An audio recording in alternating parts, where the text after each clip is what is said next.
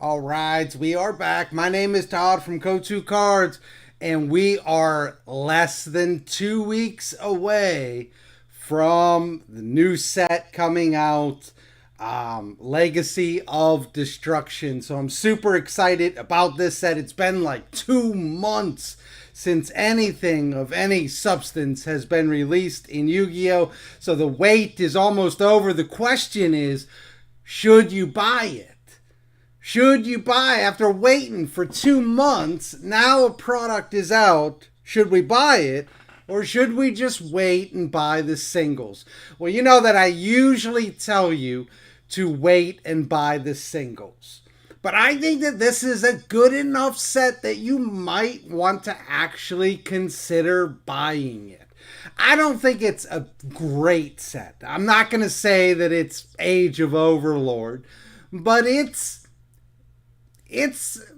not a bad set. It's right back there. So like I rank them. Age of Overlord, Darkwing Blast is my second favorite set of all time in recent history, because you had value in the supers, the ultras, and the secrets. So Darkwing Blast would be second, and then Power of the Elements would be third. But I think that this set has the potential to come in right behind Power of the Elements, and the reason for that is that it gives some really good decks, some beloved decks, really good support.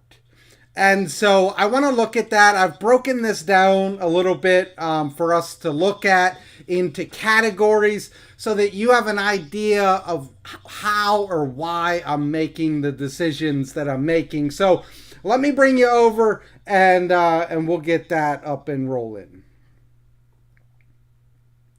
All right, so anytime I'm looking at a set, I want to know what are the beloved archetypes that are in here. And when you look at Legacy of Destruction, it has some amazing beloved archetypes. And that means something. It means that people will buy these cards, they will value these cards high, because they love these archetypes and lots of people love them. So we are looking at things like, let's see if I can get this going here. First of all, Yugi's cards. You've got Gandora, you got Silent Swordsman 0, Silent Magician 0, Future Silent. Like, you got tons of Yugi's cards. These cards will sell. People will want these cards, and they will have a higher price tag than you probably expect, just because they're Yugi's cards. They add value to the set. Move on from there, you got Lightsworn, which is a beloved archetype in Yu-Gi-Oh!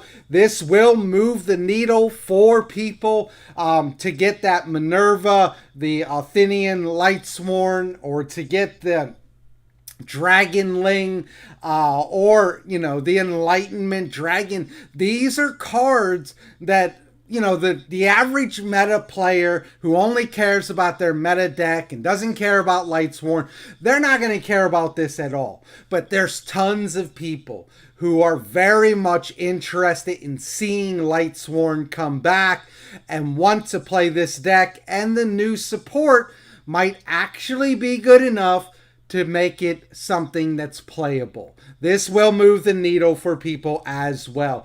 Moved on again, Yubel, beloved. I know there's only 2 cards in here, but those 2 cards are fantastic. The Gruesome Grave Squirmer, love the name, and Nightmare Throne. You know you want this card in Quarter Century. It's going to be absolutely beautiful. So, Yubel, Lightsworn, Yugi's cards. We're not done.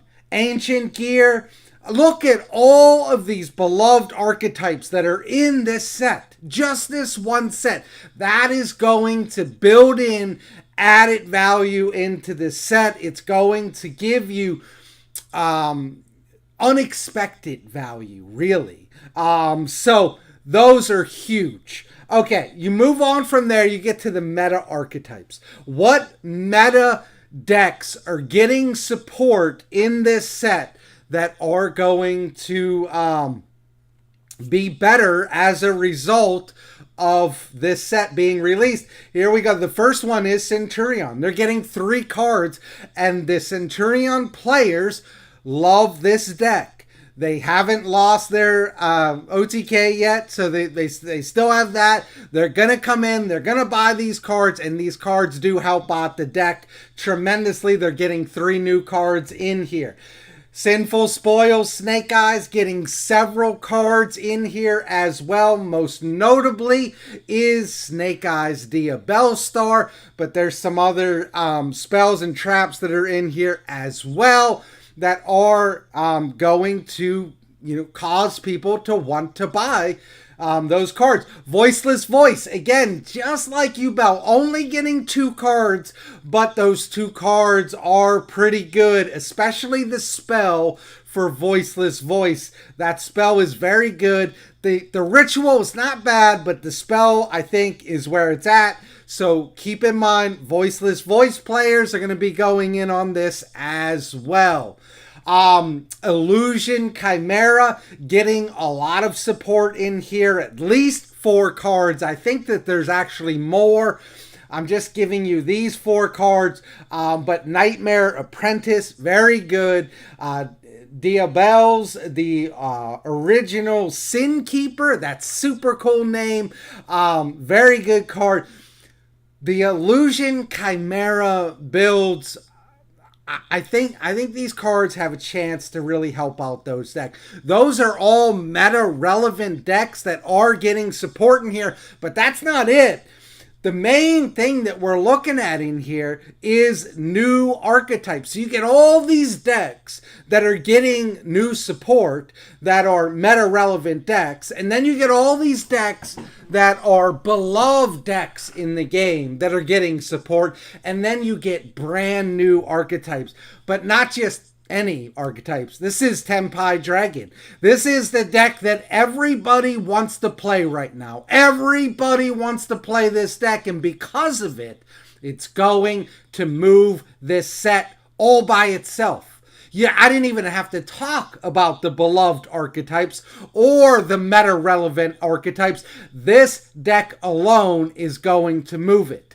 And there's a lot of cards for Tenpai in here. I just gave you 5 of them, but there's a lot of them. And so this is the big deck. There's another new archetype that's getting support in here, Ragnarika.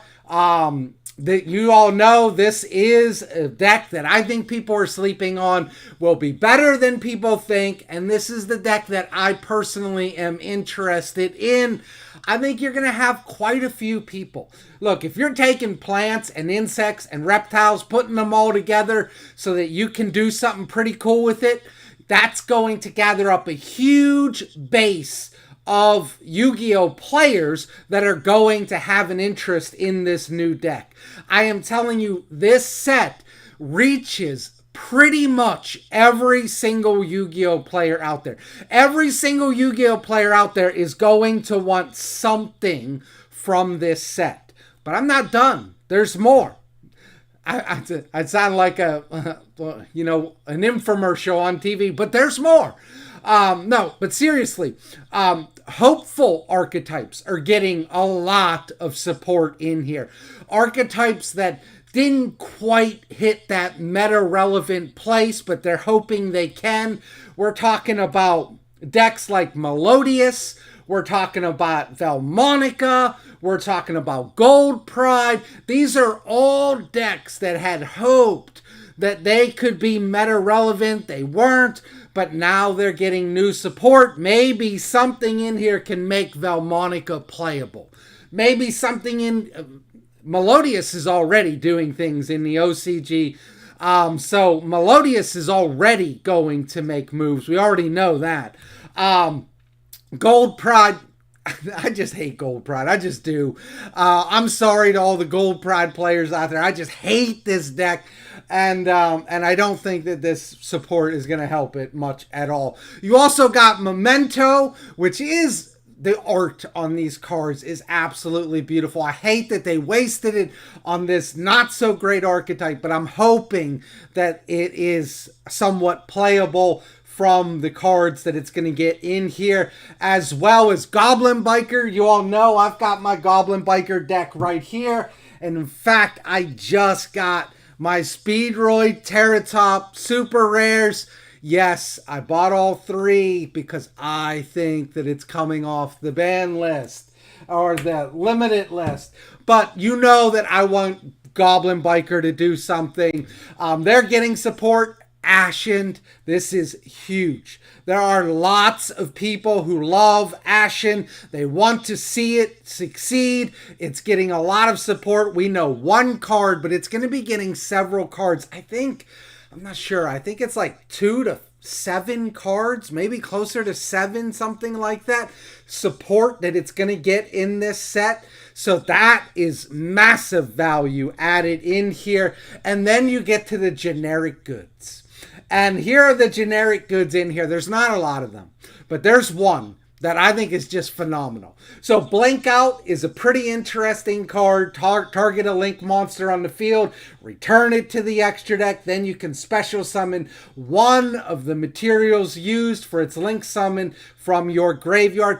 That's kind of cool. I think, people are going to want to have a playset of it. I don't know how meta relevant it's going to be, but it is generic and it could have some application.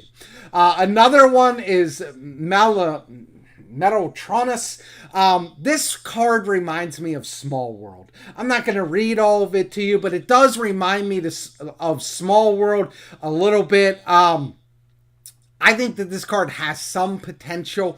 We'll see if it actually pans out. But the last one is what I really want to talk about, and that is the final bringer of the end times. This is basically Baron in a rank 10 Exceeds. So it's pretty cool. I absolutely love this card. I think you should make sure definitely to get one of these, particularly if you are playing Yubel. This does play with Yubel.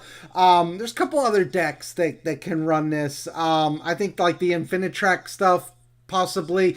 It's got to be 10, so Exceeds 10, but it's a fantastic card. It's basically Baron in an Exceed 10. I absolutely love it. I think this set is very, very good. I'm not saying it's a great set. I'm not saying it's Darkwing Blast or even Power of the Elements, but I think that it's right behind there. I think it's worth buying some, and then whatever you don't get, fill out the rest with just buying the singles. But I do think that it's a set worth going in on. Don't forget, you do get quarter centuries in here. I think 3 per case. Same ratios as always with the core sets. But my name is Todd from Code2 Cards. Once again, if you're not subscribed to the channel, hit that subscribe button. We would love for you to be a part of the community. And I am out of here.